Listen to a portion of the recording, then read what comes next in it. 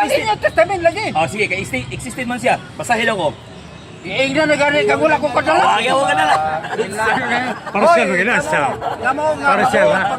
kamo mabuod nga namati. Kapila na ko magbalik-balik. Oh. Ikatulo na karon. Katulo ka din ko pwede la. So tumunta na. Tumunta na. Ingon ka, existed na lang imo ang si Yosua nimo. At tugagira wa man nagkakarmas Kanang day. Yosua og si Isus. Pareha na sa dili. O dili sa pareha. Karon kay di man sa pareha, sumala sa Biblia giingon si Kristo, ako ang man usara. Moyon ka, musupa ka. Ba? Ting ting ting Sumala sa ting. Biblia. Ting Si Kristo nag-ingon, tut ako tut ang tut. man usara. Loading. Oo. Loading. Gani. Ang ako pangutana sa imo ha. Pangutana ko sa imo ha. Kanang kay pareha man sila. Oh. Nakalimot tinog sa pangutana. Di tate pa sa may pangutana. Ang ngalan unsa? Ang ngalan simpre. Oh, existing mo to yun ako kaya. Oh. Otro. Okay. Kana si ang amahan. Oh, ang ama nimo man ang anak si Kristo. Ako og amahan usara. Oh. Kay existing man ka ang amahan. Oh, usara ba na sila? Wala siya. Usara na ko kay usara ba sila kay sumala man sa Biblia. Usara dili. Bag. Oh. Ubag. Ang pangutana niya usara ba da? Usara ba? Pero atong gisgutan ang ngalan. Ngalan.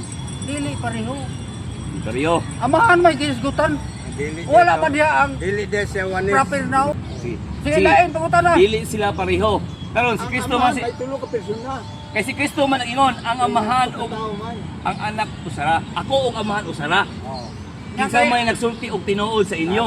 Si Kristo. Ngalan na ning atong istoryahan na imo lain man ang pangutana. Lagi. Ibutang na specific imong pangutana. Partilan po.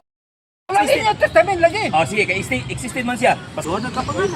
Asa naman ang punto nga? Wala naliling maluwas ang punto. So nasa nagkalain-lain lingwahe, kung imo hubaron ang litra sa Hebrew, the same pronoun, but karon na Jesus. So nagkapangalan. Asa naman ang punto nga? Wala naliling maluwas ang punto. Kana naana sa Hebrew kasulatan. Naana. Pero sa Bisaya na to, naamang ko Jesus na karon Jesus ug Jesus di duha. Asa naman ang punto nga isa? Abay ka daw. Depende na. Depende na nga. Kanang Jesus o Jesus depende na duha naman na. Depende daw.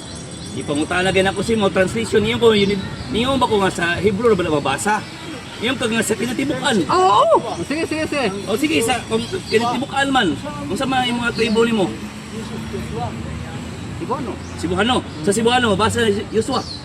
Ubagon sa. Di ako pangutana sa imo sa Cebuano nga translation. Mabasa ba lang Yosua? Ubaron gani Ay, usa aron dili lagi mabasa. akong pangutana mo tubaga.